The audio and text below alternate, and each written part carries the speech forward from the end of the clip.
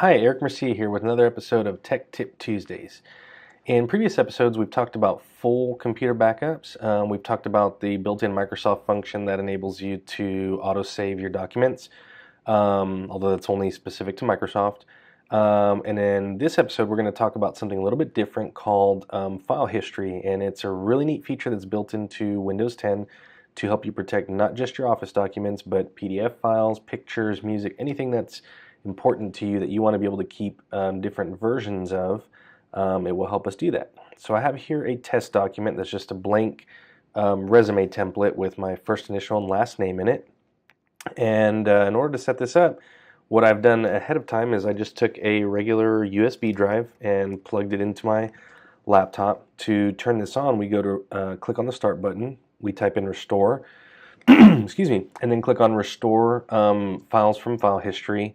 You would get a screen a little bit different than this. It's going to tell you that you don't have this set up, and then there's a link to click here to set it up. Since I've already set this up before, we're going to skip ahead.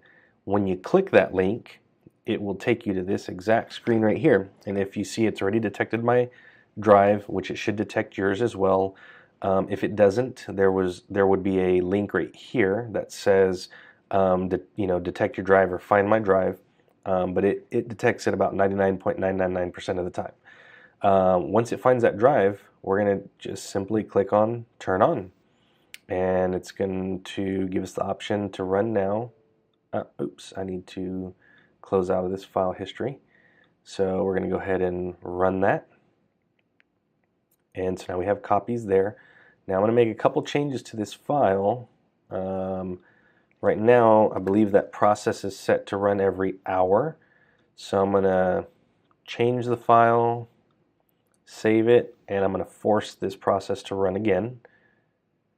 And I'm going to put my middle initial in there, save the file, and I'm going to force it to run one more time just for demonstration purposes. So now, if we look at my file, it has my first name, my middle initial, and my last name. Well, what if I decided for whatever reason I need to go back to the original version I had of that file a few hours ago or a few days ago or whatever the case may be? By coming down here and clicking on Start, typing in Restore again, we're going to restore files with file history.